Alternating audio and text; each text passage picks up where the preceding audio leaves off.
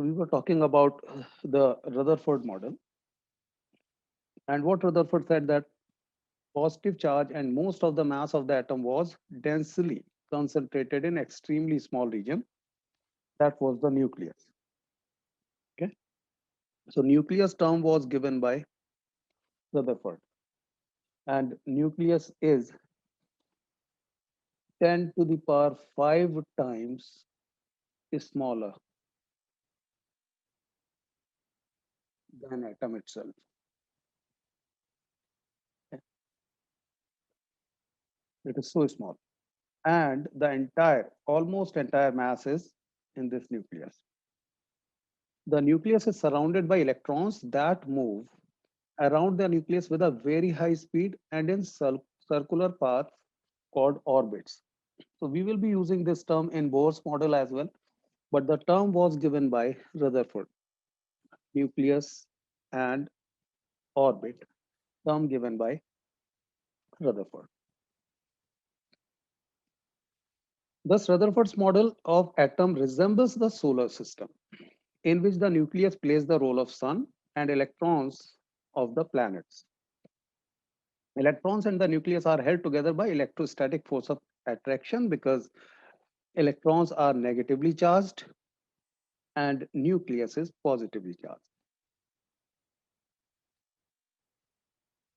So that's why they are held together with each other. Drawbacks of Rutherford model, why it failed. The similarity between the solar system and the nuclear model suggests that electrons should move around the nucleus in well-defined orbits. As the planets move in well-defined orbits. However, when a body is moving in an orbit, it undergoes acceleration. You know that if from physics, you know that if it is a straight line motion, then if speed is constant, there is no acceleration. So here is speed constant, and then acceleration will also be constant. But if it is circular motion, then in circular motion, it's not a speed, it is velocity because now you have direction. So if velocity we are talking about, and velocity depends on both magnitude as well as direction. And here, even if speed is same, direction is changing. It means velocity is changing. And if velocity is changing, there must be some acceleration. So that is physics here. So an electron in the nuclear model describing planet-like orbits is under acceleration because the direction is always changing.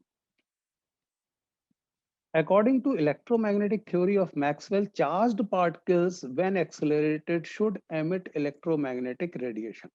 So this is a theory given by Maxwell, means that if any charged particle, so suppose I have a particle here and it is charged, it has some charge, say some negative charge and Q charge, minus Q charge, and it is not moving with constant speed, there is some acceleration.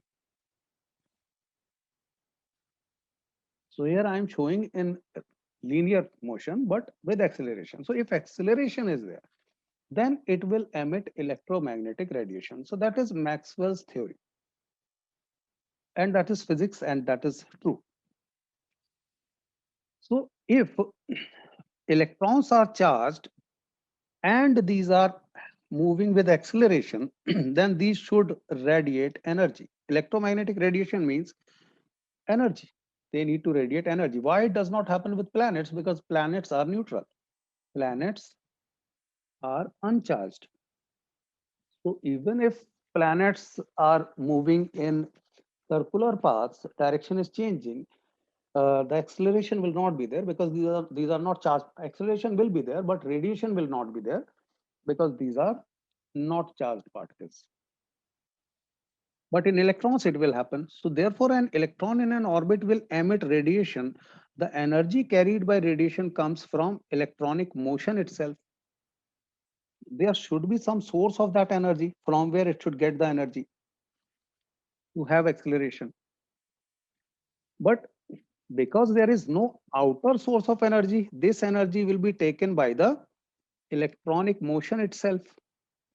And if this is so, the orbit of the electron will shrink because it will lose energy. It is losing energy. Its speed will become slow. And when its speed is slower, the centrifugal force will be less. That is something I'm talking about physics, and most probably you have done that in physics. The centrifugal force is proportional to speed. Okay, increases with speed, velocity.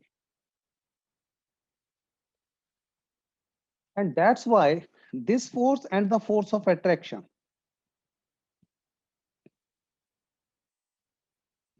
these should be equal so that the path is a defined circular path. Otherwise, speed will change. Now, in this case, because speed is getting changed due to loss of energy, centrifugal force will decrease. And if it decreases, it means effectively the electron will be attracted towards the nucleus and the orbit will shrink. Calculations show that it will take only 10 to the power minus 8 seconds. 10 to the power minus 8 seconds only. So it will collapse. If it is here, its velocity will decrease and its radius of the orbit will also decrease and it will collapse. In how much time? In 10 to the power minus 8 seconds only. So small time. Okay. But it does not happen. So it means there is something wrong with Rutherford's theory. Rutherford says that these are well-defined orbits, but he was not able to explain that from where these electrons are getting energy, or if these are not getting energy, what is the theory behind that? What point you can put forward? What postulate you can put forward? He didn't put forward any postulate for that. So that's why the Rutherford model cannot not explain the stability of an atom. Electron will collapse. All the electrons will collapse in the nucleus. So the atom will not be stable as per Rutherford's model. Sir, Another, yes, I did not understand why the orbit size would decrease. because okay, understand it with another example which you might have done in your previous grades, and this is certainly physics, okay, not chemistry.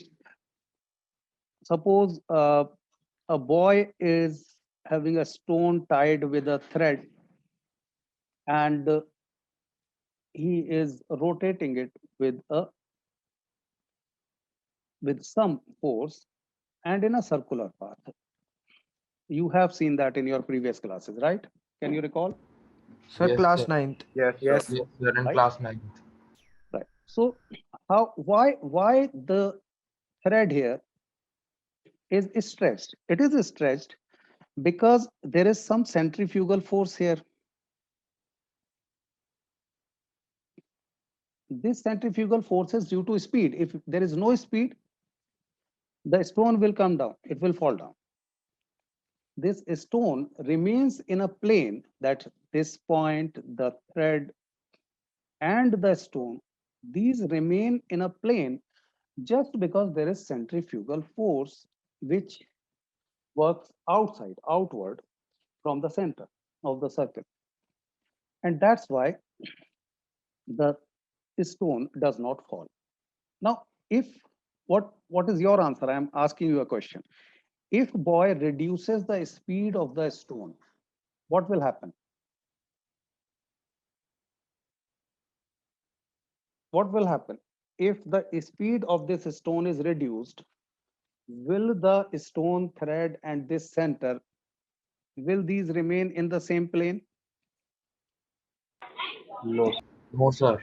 No. No, sir. Stone will actually lose energy and it will come down. And how it will come down? If you slowly decrease the speed, it will come down. Okay. And now it will be there. Obviously, I am just looking the top view. So this is the top view, how the stone will collapse to the center. Okay. Although stone in this case will not be at the center, it will be at some distance with the thread. But if you see the top view will look like this. Is this clear? Yes, sir. Okay. Yes, sir. Now same happens in Yes. case of, same should happen as per Rutherford model in atom, that if there is acceleration, now this is charged particle. This is not just a ball. This is charged particle. Electron is charged particle. And according to Maxwell's theory, and there is no such thread, this electron is moving by itself without any outer force. It is moving in circular path. Maxwell's theory says that if any charged particle is moving with acceleration, then it will emit electromagnetic radiations. Charged particle with acceleration will emit electromagnetic radiation, means will lose energy. Electromagnetic radiation is a form of energy. Light is a form of energy. Sound is a form of energy. So electromagnetic radiation means some form of energy. So if it loses the energy, it means its velocity will decrease.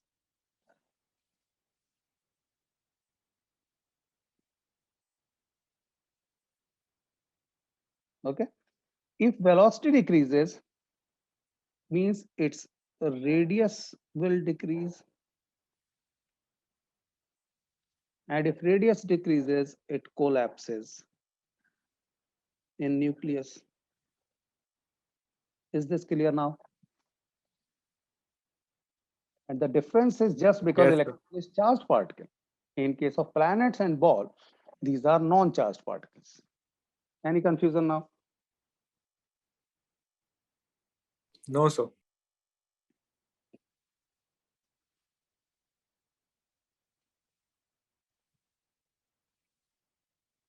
Another serious drawback of Rutherford model is that it says nothing about the electronic structure of the atom.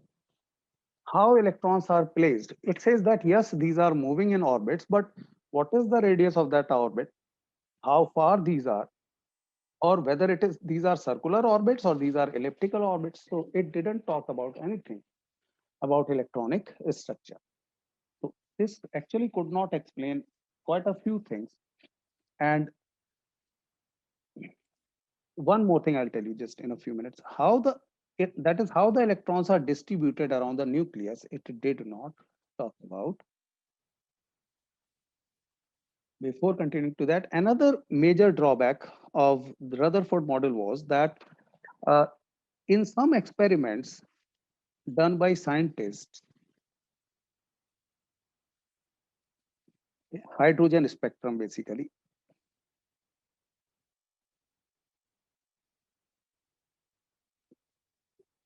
it was seen that there were few lines on the spectrum. We will be talking about this in a few minutes when we talk about the spectrum.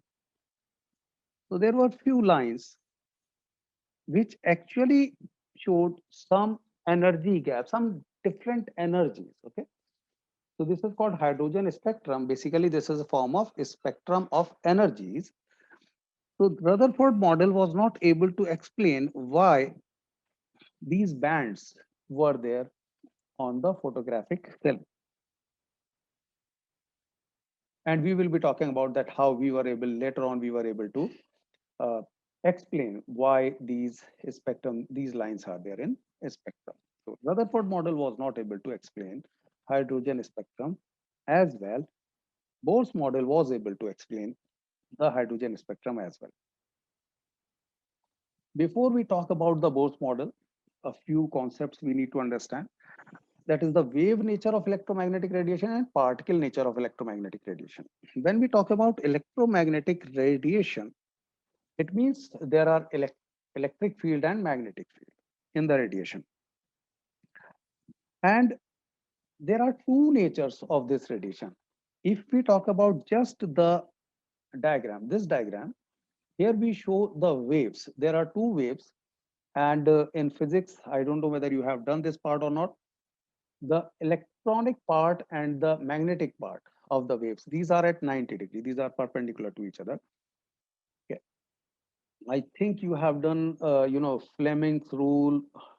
Have you done that or not? The current, etc. Not till Yes, now. yes, so So Fleming's Yes, left sir. hand rule and right hand rule. Fleming's left-hand rule, Yes, right it is. hand. So that is related to current.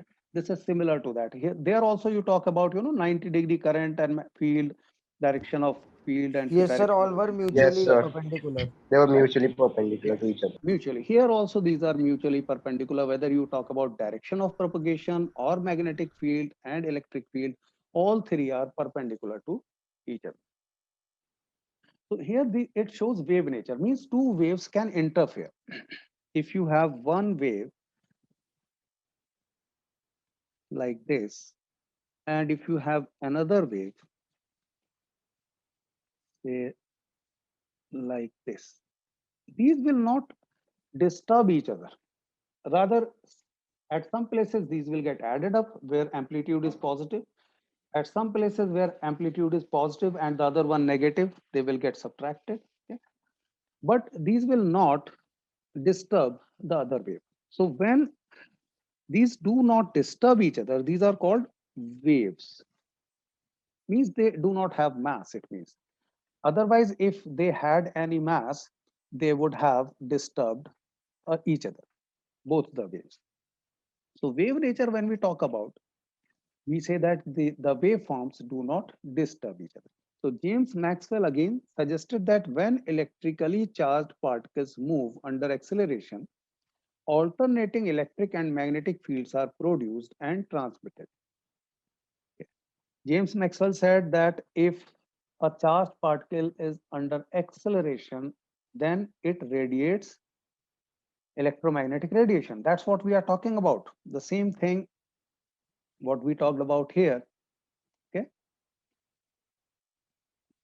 Maxwell said charged particle when accelerated should emit electromagnetic radiation. This is actually what we are talking about here. Okay. So these fields are transmitted in forms of waves called electromagnetic waves or electromagnetic radiation, which are combination of electric radiation and magnetic radiation. Not too much about it in chemistry. More about it you will study in physics. So if we talk about a wave, the distance between two crests or two troughs, it is known as wavelength. Whether we are talking about two, yes, your voice is very feeble. Just come closer to your mic. So Am I audible? yes, So please show the previous slide once again. okay, I'll show that. So whether you have the distance between two crests or between two troughs, this is known as wavelength, and this is represented by lambda, Greek letter lambda. Okay. Crest is also called peak, and this is something you should already know. This distance is amplitude in positive direction. This distance is amplitude of the wave in negative direction. One more thing about it. This is one cycle which you know from your previous grades. This is one cycle, and how many cycles it moves in 1 second is known as frequency. Okay. How many such cycles it moves? So this is 1 second, third. So suppose it moves 100 cycles in 1 second. So we will say the frequency is 100 in this case.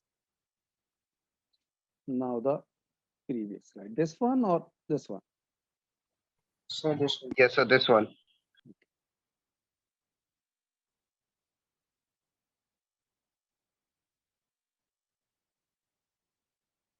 So this is Okay, same sir. thing Thank what was used to reject Rutherford model. It's the same thing what James Maxwell said that there will be electromagnetic radiation if a charged particle is under acceleration. So that's why Rutherford's model failed. Now we are talking about wave nature also, because that's what James Maxwell said, that there are electromagnetic waves radiated, means wave nature of the electromagnetic radiation. So electromagnetic radiations are characterized by properties, frequency, how many cycles in 1 second, and wavelength, distance between two crests or two troughs. Consecutive, okay? Consecutive crests or troughs.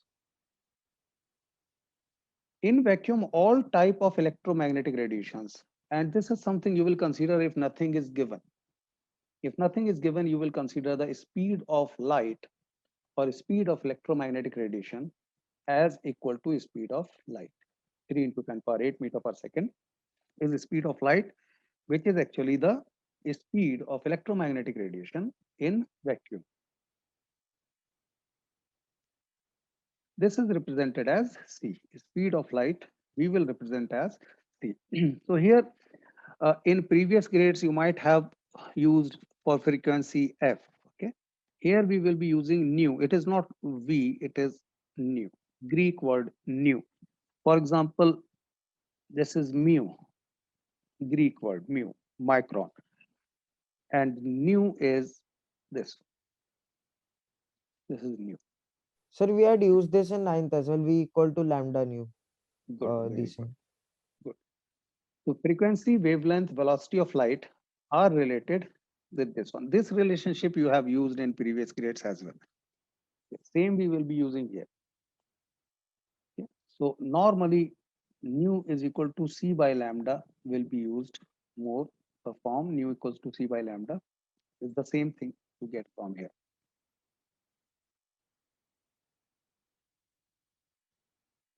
Then another parameter we use is wave number. This is sometimes not done in ninth grade. Wave number is defined as the number of wavelengths per unit length. So if I talk about this diagram again, and I say that this wavelength is this distance between two troughs or two peaks, and I say that in 1 meter distance, suppose this much is 1 meter distance. 1 meter distance, how many wavelengths are there? Not cycles. How many wavelengths are there? That is known as wave number. That's why the word number, how many wavelengths, because it's a number. How many wavelengths in 1 meter or in 1 centimeter, depending on what is the unit taken. If you are talking about how many wavelengths in 1 centimeter, the unit will be per centimeter. How many wavelengths in 1 meter, unit will be 1 per meter. And don't Sir, get so will confused. this wavelength add up while we express its value? Yes. Mm, Okay. yes, basically you just need to do mathematical calculation. Suppose you say this is a length and you say how many meters are there. So what you do? You just calculate how many meters are there. Yes, sir. Similarly, you do how many wavelengths are there. That will be wave number. Okay. How do you get? Suppose total length here is 1 meter, and that is actually 1 meter we need to calculate. Okay. So, and you have 1, 2, 3, 4, 5, 6, 7 wavelengths. So you will say 7 wavelengths per meter. That is 7. Wave number will be Sir, so its unit is like 1 by meter in this sense. So the yes, unit per for meter. wave. That's why I'm saying per meter. So wave number unit Okay, will sir. be per meter. So wave Okay, sir. number will always be 1 by lambda. This 1 is unit length. Okay. How Sir? many times? Yes. Sir, do we call lambda as mu? No. Lambda is wavelength. Yes, Okay. sir. Understand the difference. This is nothing related to frequency. Nu is entirely different than nu bar. and understand the difference. A few students are confused here because this diagram shows wavelength is this much. And Yes, sir. I have this question. Okay, this is a question. And according to this diagram, this is one cycle. Yes, sir. Okay, and one cycle is from the same point to the same point. So if it starts from here and now it starts from here, so these 2 points, we have the distance between and one cycle. Similarly, this point, it is going downward. From here, this point, it is going downward. This is also one cycle. Yes, sir. So why don't we say one cycle is equal to wavelength? Who will Yes, sir. answer? Why don't we say that wavelength is same as cycle?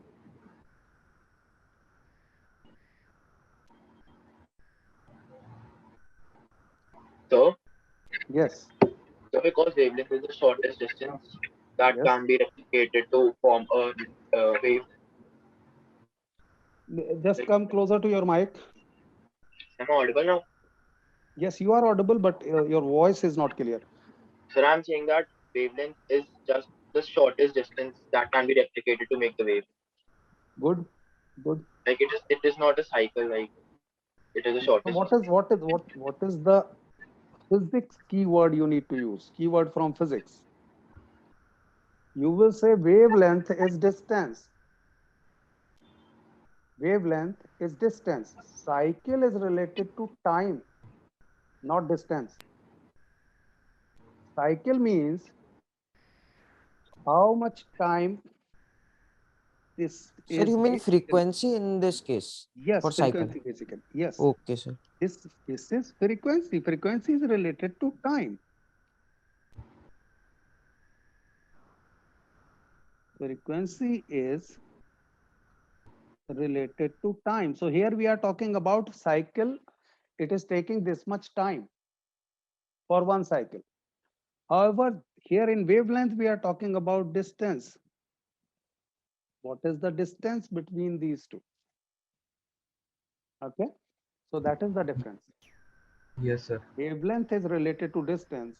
Frequency is related to time. Yes, sir. Both are entirely different things. Yes, sir. Then again, students get confused here because wave number has sign as nu bar, and it looks like that probably it should be 1 by nu. No, it is 1 by lambda, not 1 by nu, because we need to calculate how many wavelengths are there in 1 unit length. So if we are talking about in 1 meter, how many lambda will be there wavelengths? We will say the unit as per meter.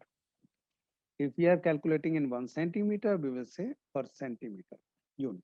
Sir, is this a representation of the unit or that of the formula? Sir, This is this. the representation of formula, and Okay, this sir. is unit of wave number. Okay, sir. And why this is unit of wave number? Because wave number is number of wavelengths per unit length. So if you have this much length, say, suppose you just consider this as length. Your mathematics questions. Your mathematics questions are that this length is say 5 meter. Okay. How many lengths of 2.5 meter will be there? How many lengths of 2.5 meter So are it's there? 5 divided by 2.5. So it gives That's us how you calculate. 2. You say total length divided by length of your 2 meters. Sir. So this is the wave number in this relation. yes, The that answer is the 2. wave number. So you say total length divided by the length of your stick. Okay? That is 2.5 meter. Here we are saying this length is 1 meter. Instead of 5 meter, we are saying 1 meter. And how many lambdas are there? So similarly, similar to this, total length is 1 divided by length of your stick. Length of your stick is this much, one wavelength, lambda. So you write it lambda here. So here also you got number of 2.5 meters. How many lengths of 2.5 meter? Here you got how many lengths of lambda centimeter or lambda meter. However, this much detail will not be required. You will just be using this formula. Okay? But just for understanding that nu bar is a number per centimeter or per meter, wave number. Next, from here also questions will appear. That's why I'm considering this one. Okay. And this is something you have to memorize also. If you are planning for JEE and NEET, then it is must. In CBSE also questions appear from here. Without telling you that what is the frequency range, you need to identify, and I'll do the questions related to that. That identify in which region this waveform, this radiation is. So if you don't know the approximate values of the wavelength or frequencies, you will not be able to answer those questions. Okay. It will take just 5 to 10 minutes. Give your 5 to 10 minutes to this diagram, okay, and memorize this diagram. I'll tell you how to memorize. It is easier. It is not very tough. Here you have highest frequency. For example, cosmic rays have highest frequency. So here you have cosmic rays, which are not written here. Then gamma rays in decreasing frequency. X-rays, UV rays, visible region, infrared, microwave, radio wave, long radio wave. And you start from here, visible region. Visible region, you know, the colors are written as Vibgyor, if you remember, Yes. right? So it means this color here is violet, this color here is red. Greater than violet, here frequency is increasing. Higher than violet is called ultraviolet. Here it will be lower than red, infrared. So visible region, Vibgyor, higher than violet, ultraviolet, lower than red, infrared. So these three done. After that, X-ray, gamma rays. X-rays, gamma rays, easy to memorize. Then you have three regions here: microwaves, radio waves, long radio waves. Okay. There are basically these are two: microwaves and radio waves. Radio waves are further divided in radio wave and long radio wave, and radio wave part further divided in frequency modulation and amplitude modulation. These are the techniques for for modulating the voice so that the electromagnetic signal can carry and transmit our voice from one place to another place. So that's why we call FM radio, because this is the frequency range used in frequency modulation. You might have heard, radio mirchi, etc. Those are frequency modulation. Earlier, amplitude modulation, maybe around 20, 30 years ago, amplitude modulation was more used as compared to frequency modulation. Amplitude modulation has a very long range. So frequency modulation does not have a long range. Frequency modulation is good for say 50 kilometers or 70 kilometers, maximum 100 kilometers. Amplitude modulation can transmit voice say up to 200 to 400, 500 kilometers. Long waves can transmit for 1000 kilometers, 2000 kilometers. Okay. So earlier, what I remember that my father used to listen to long radio wave. There was a radio, big radio, and he used to listen to Radio Ceylon, which was in Sri Lanka. And that radio station used to transmit news of India. So long radio waves were able to transmit voice signals from Sri Lanka to India, Delhi, so far.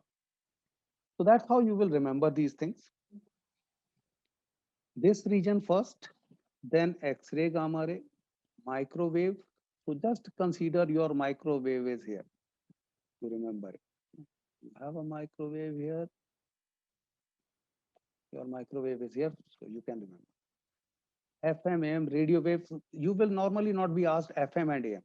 Normally it will be radio wave or long radio wave. Within visible region, there will be sometimes questions you will be asked in which part of the visible region this spectrum is, this electromagnetic radiation is. For that, you need to remember the wavelengths also. Okay, so remember here we have frequency, and frequency is decreasing from left to right. Okay, wavelength is increasing from left to right, and the reason is very simple, because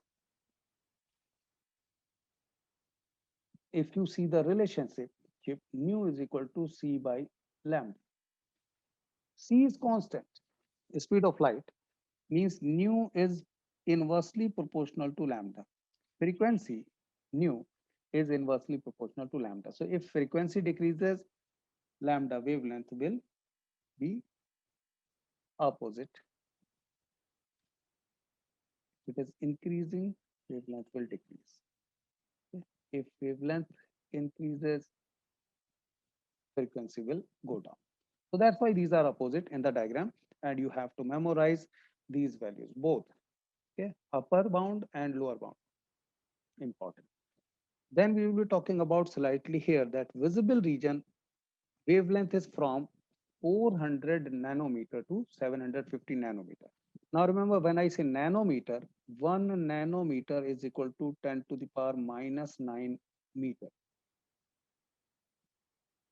If you have problem in units conversion, then these are given in the notes of first chapter. Okay. On the very first page, and it is given in your book also. If you want to consult NCERT book, first chapter, these conversions are given. And you should be very good in conversions, otherwise you will face problem in this chapter. Okay. Nanometer, picometer, angstrom, micrometer, all these are important. So this range you need to remember, and then you need to remember 500, 600. 600 is just boundary of orange and yellow. 500 is boundary of cyan and green.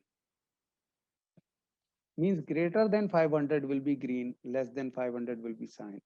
And somewhere here you have, uh, sorry, 450, 450, below 450 it is, below here. And at 400, very near to 400, it will be violet.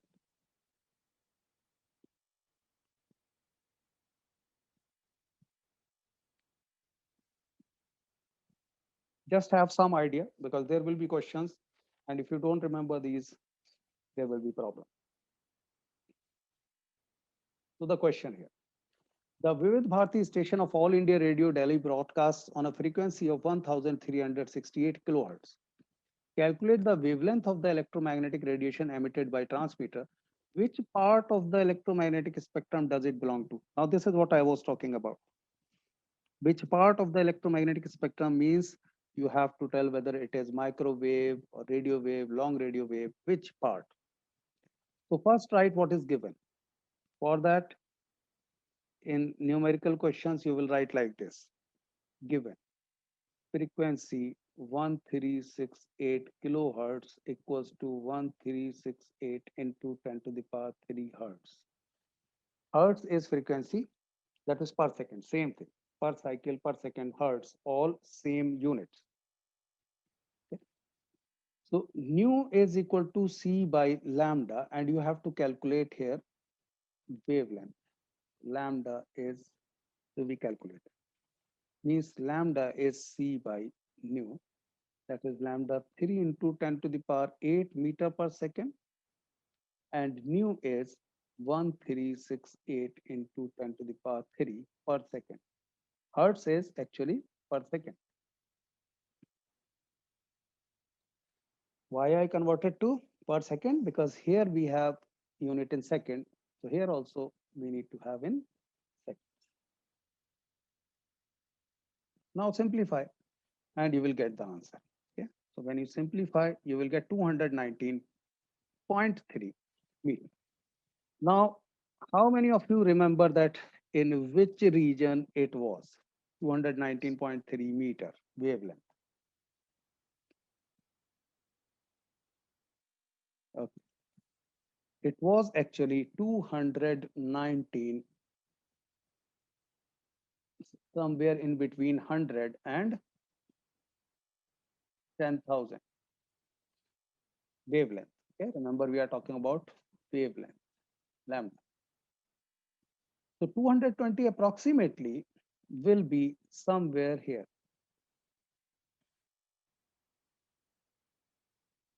It means it will be radio wave.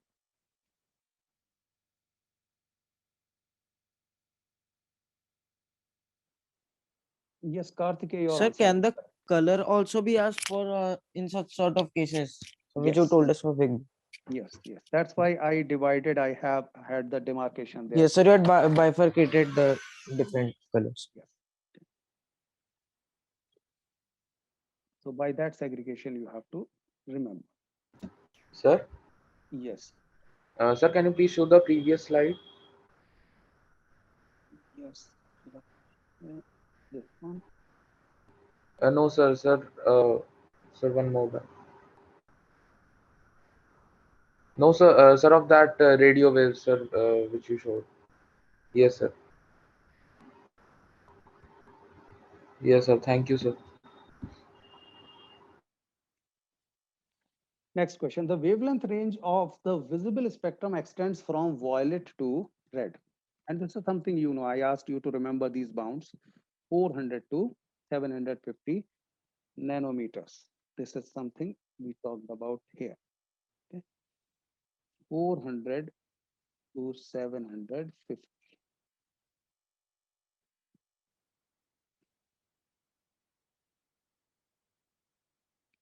Express these wavelengths in frequencies. It means again we need to apply the relationship between frequency and wavelength. Frequency is equal to C by lambda.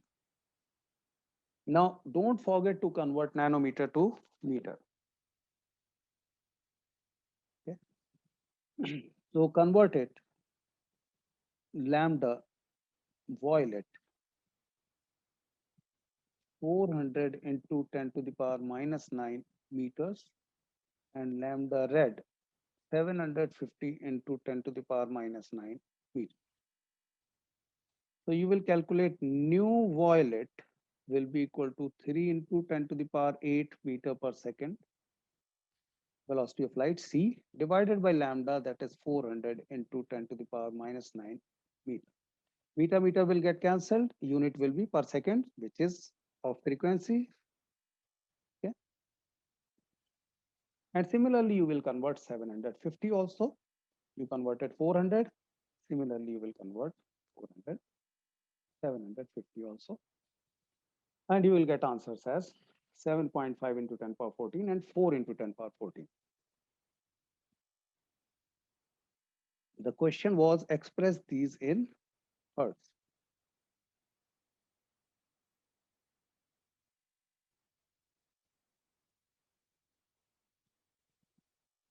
Next question. Calculate wave number and frequency of yellow radiation having wavelength 5800 angstrom. Angstrom, the conversion unit is 1 angstrom So is 10 to equal the power 10 minus to the 10 power meter. minus 10 meter. Correct. Good. 10 to the power minus 10 meter. So here what is given? Wavelength is given.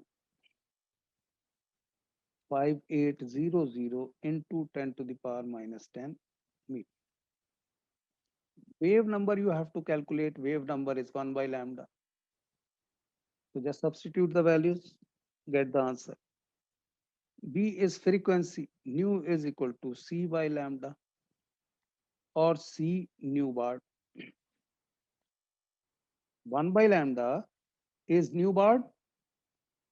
C by lambda can be written as C into 1 by lambda. Yes, sir. C nu. Yes. So whatever value you got here, you can multiply that by 3 into 10 power 8. That will be nu in hertz.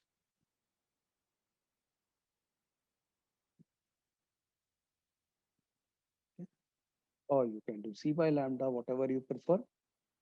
Otherwise, for B part, you can do nu equals to C by lambda equals to C nu bar. That is 3 into 10 to the power 8 multiplied by 1.724 into 10 to the power 4 from here. Now remember, not 10 to the power 4, 10 to the power 6, because here it is in meters. Okay. This answer is correct. You can write in centimeters or meters. You can leave it here, even then it is correct. You multiply this one and you will get the answer. So as you know that 17 threes is 51. So the answer should be 5.1 something. So your answer is correct. Next is particle nature. This one is again important. We have talked about the wave nature, and in wave nature we have talked about there is frequency, there is wavelength, there is wave number, 3 parameters we talked about. And we talked about Maxwell's law also, that if a charged particle is under acceleration, it will have electromagnetic radiation, it will lose energy. Only charged particles. Now, particle nature of electromagnetic radiation means electromagnetic radiation has particle nature as well. In wave nature, it does not interfere. The two waves do not interfere. But in particle nature, there is interference. That's why we infer that this is particle nature due to that interference. Planck suggested that atoms and molecules could emit or absorb energy due to energy only in discrete quantities. This statement is very simple. This statement says that if say this body is kept under sun,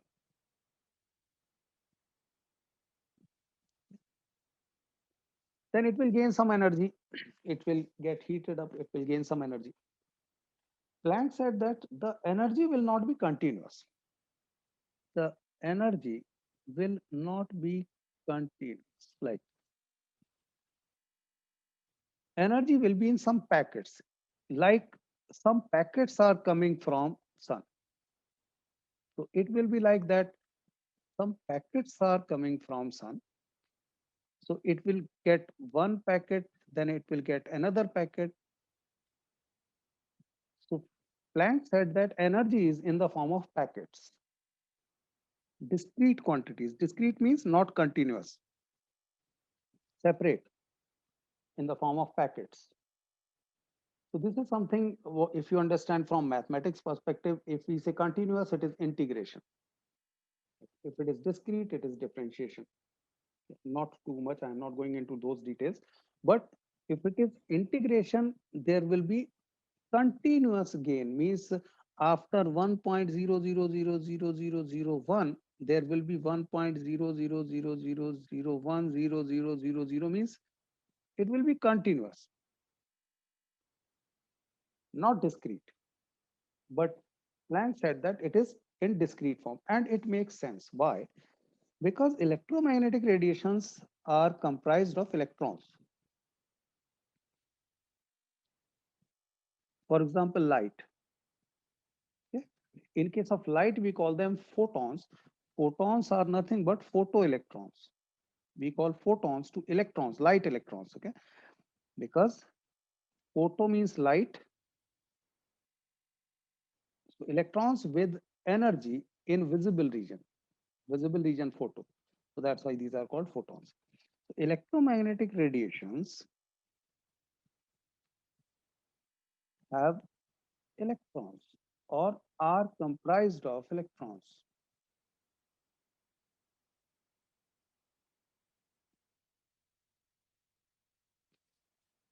If electromagnetic radiations are comprised of electrons, it means there will be one electron, then there will be second electron. There can't be 1.125 electrons or 1.5 electrons. Not possible. So that's what Planck said. Planck said that the energy transfer will always be in the form of packets, because there can be transfer of 1 electron, 2 electrons, 3 electrons, not 1.5 electrons, 1.2.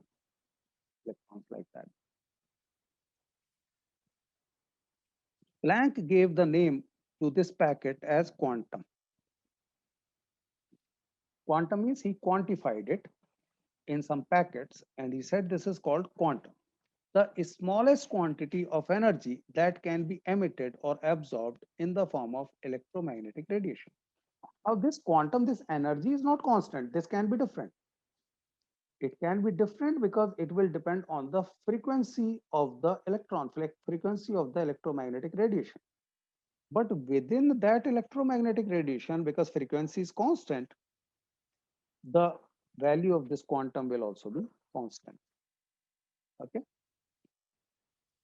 The energy E of a quantum of radiation is proportional to its frequency. So if frequency is higher, energy will be higher, means this quantum will be higher. If energy is lower, this quantum will be lower. And it is given by Planck basically said that energy is proportional to frequency. And when we remove this proportionality constant, he provided a constant h. And this h is Planck's constant.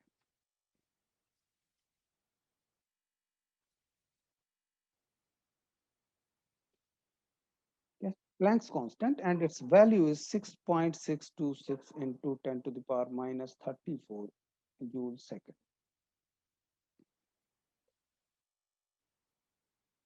You need to remember this value.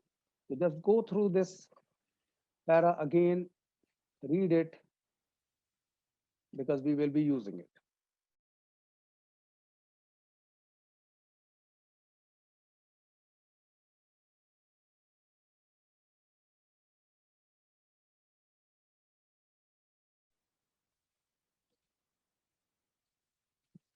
So the quantum, that is the minimum energy packet of an electron, will be h nu. It means if there are n electrons, this is for one electron. If there are n electrons, then total energy will be nh nu, where n is number of electrons being considered.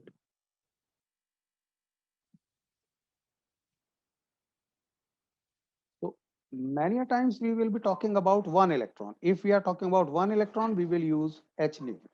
If we are talking about total energy, we will say nh nu in that case.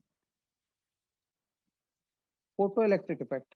This is actually the effect which was used to explain the particle nature. So here I talked about the Planck's theory just to explain that there is something like quantum, that energy is transferred in the form of quantum.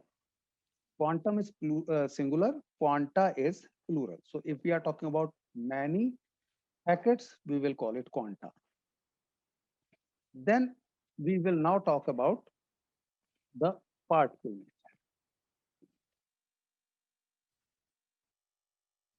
Einstein was able to explain the photoelectric effect using Planck's quantum theory of electromagnetic radiation. And why we are talking about photoelectric effect? Remember, this is linked to particle nature of electromagnetic radiation. So for particle nature of electromagnetic radiation, we will be talking about photoelectric effect. It explains the particle nature. Electrons are ejected when certain metals, for example, potassium, rubidium, cesium, etc., are exposed to a beam of light. This phenomenon is called photoelectric effect. In simple terms, what we are talking about, if we have a metallic surface, okay, this is metal, say this is potassium. Not all metals show this effect, okay? Few metals only. Suppose we have a beam of light here, and here this is photon. Because it is light, we will call this electron as photon. So what will happen in certain cases, not in all cases, even with potassium, not in all cases, and I'll tell you what are the conditions. When this ray strikes the metal, it ejects an electron from the atom. So now here, electron with some energy will get ejected. This phenomenon is known as photoelectric effect. Means the electron which is in visible region frequency is such that energy is in visible region, strikes certain metals, then they eject the electron of the metal atom, eject the electron of metal atom. This is called photoelectric effect. Now, why we say that this explains the particle nature? The reason is that this electron here had occupied some space. It had occupied some space. And another electron, photoelectron, when it strikes this electron, it takes space of this electron. And that is the nature of particles, the objects which occupy space. In wave nature, waves do not occupy any space. That's why they can intermingle. They will not interfere each other. Waves will add up, will get subtracted, but will not disturb each other. Means will not change the path of each other. But here, it changed the path. And this photon occupies the space. So I'm just changing the color so that you can understand. What happens that now this photon occupies this space and the electron which was already there moves out.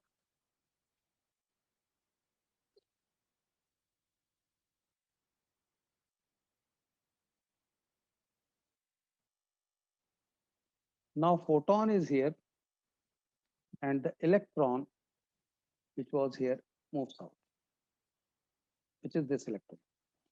This shows particle nature because only particles can displace each other. Waves cannot displace each other. So by photoelectric effect, we show that electromagnetic radiation does have particle nature as well. In few cases, it shows wave nature. In few cases, it shows particle nature. Okay. That's again physics, okay, complex physics. We are not going into those details, but in chemistry, we need to understand that electromagnetic radiation has two natures, wave nature and particle.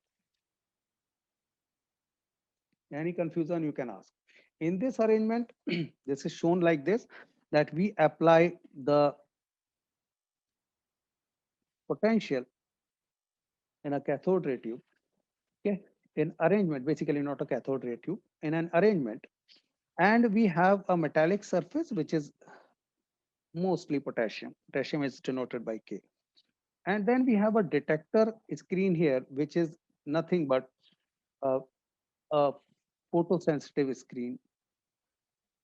Photosensitive screen means if an electron strikes here, it will glow at that point. If electron strikes, it will glow.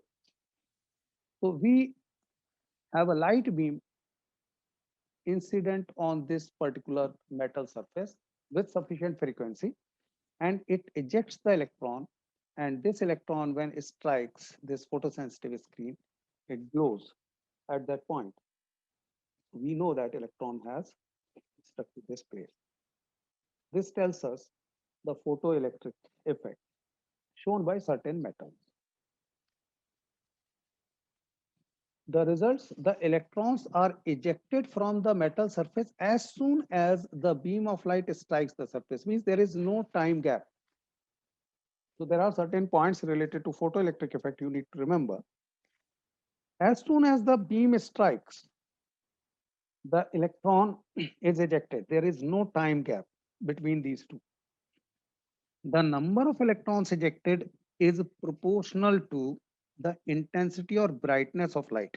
Read this statement again because this is very important statement. I'll explain why. Read this statement again.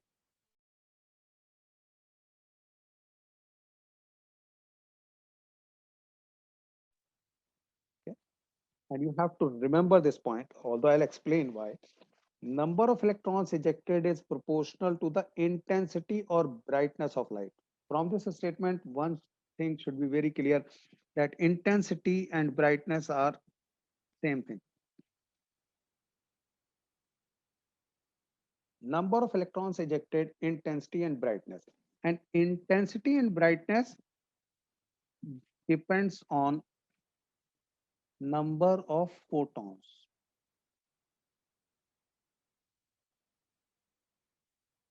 In the beam of light, okay, in the beam of light, if we have just two photons, it will be very dim. You can't even see it.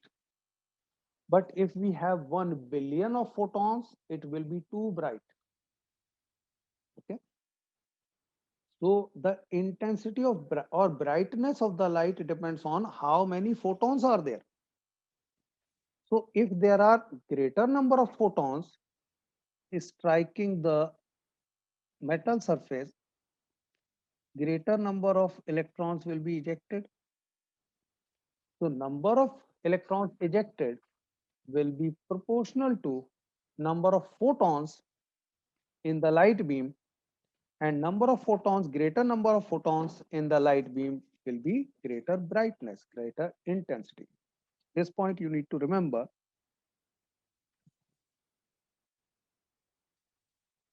Greater number of photons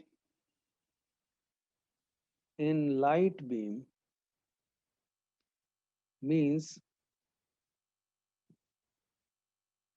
greater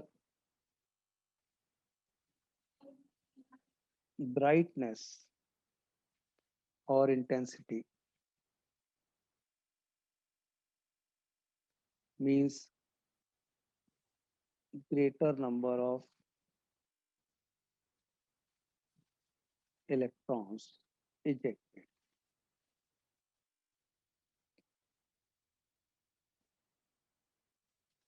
Why I am emphasizing here? Because quite a few times you will get question which will be confusing, and you will confuse it with energy. Sometimes the questions will be there which will try to confuse you that if greater the energy, greater the number of electrons ejected, which is not true.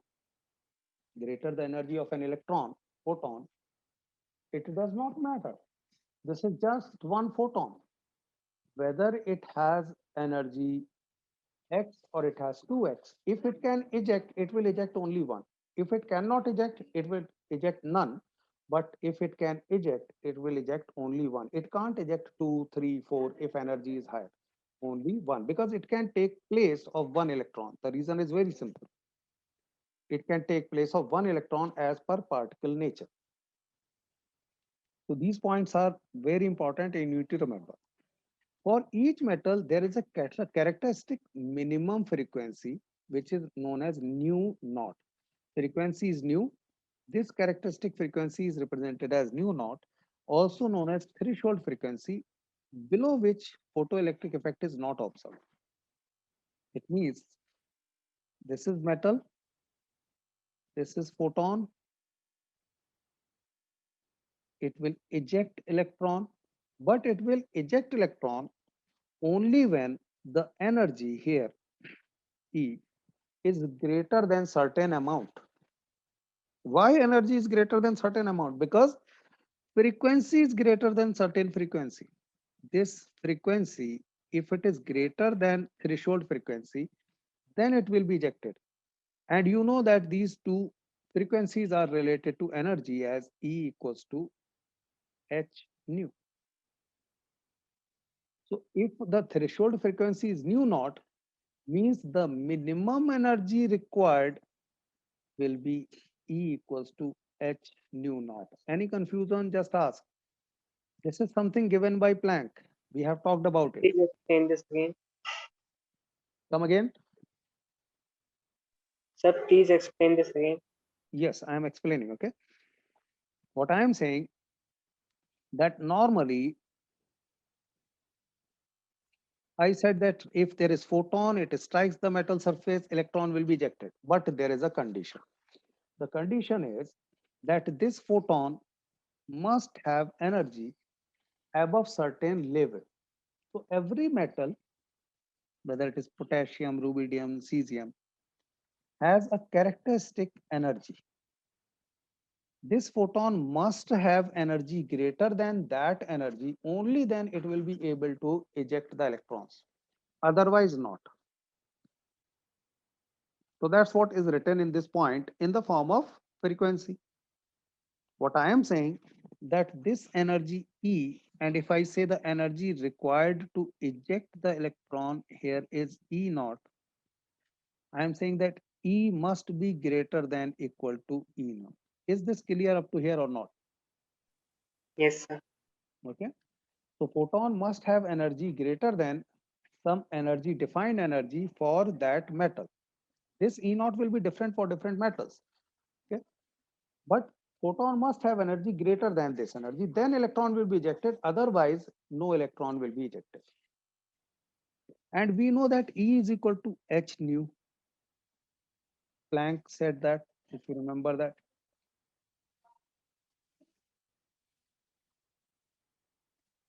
This one.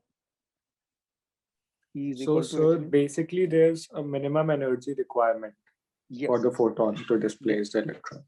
So here E will be h nu naught. This is And the we minimum can energy find required. this energy by the minimum frequency of the metal. Yes, right. So both are interrelated. Basically, energy and frequency are interrelated. So this energy must be greater than equal to the threshold energy. It means there should be some frequency of the photon which should be greater than frequency, because E is greater than equal to E naught, means h nu greater than equal to h nu naught. H got cancelled. Nu must be greater than nu naught. So that is written in this third point, that for each metal, potassium, rubidium, cesium, etc., there is some characteristic minimum frequency, which is known as threshold frequency, below which photoelectric effect is not observed. So if this, say, this nu naught, I'm just explaining with example, okay, so that it will be clear. So here in the table, I have the characteristic energies for few metals: lithium 2.24 electron volts, okay, sodium, potassium, magnesium, etc.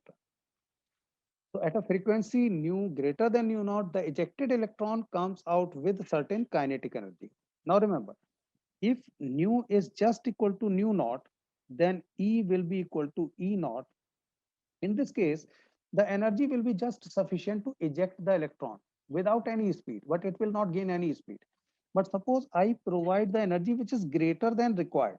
So if it is greater than required, then rest of the energy which is not used as E naught will be provided as kinetic energy to the electron. Is that clear? See, I have 10 units energy here and required is just 7 units. So 3 units will be the kinetic energy, because required was only 7, 3 was remaining. That will be provided to electron as kinetic energy. So the electron will gain some velocity due to that. The kinetic energy of these electrons increases with the increase of frequency of the light used, because E is equal to h nu. So if you increase this frequency of the photon, the energy of the photon will also increase. It means there will be a lot of extra energy which will not be used to eject the electron, because to eject the electron, there is certain amount, fixed amount required. The rest of the energy will be provided to the electron. So what we talked about, the number of electrons ejected depends upon the brightness. Kinetic energy of the ejected electron does not depend on brightness. It depends on the frequency, rather on frequency of photon. For example, red light frequency is 4.3 to 4.6 into 10 to the power 4 hertz of any brightness, whatever brightness you can have, may shine on a piece of potassium for hours, but no photoelectrons are ejected. No electron will be ejected. But if you have very weak yellow light, not very bright, very weak yellow light, with frequency 5.1 to 5.2 into 10 power 14 hertz, and then you will see that photoelectric effect is observed. The reason is, for potassium, the threshold frequency is 5 into 10 to the power 14.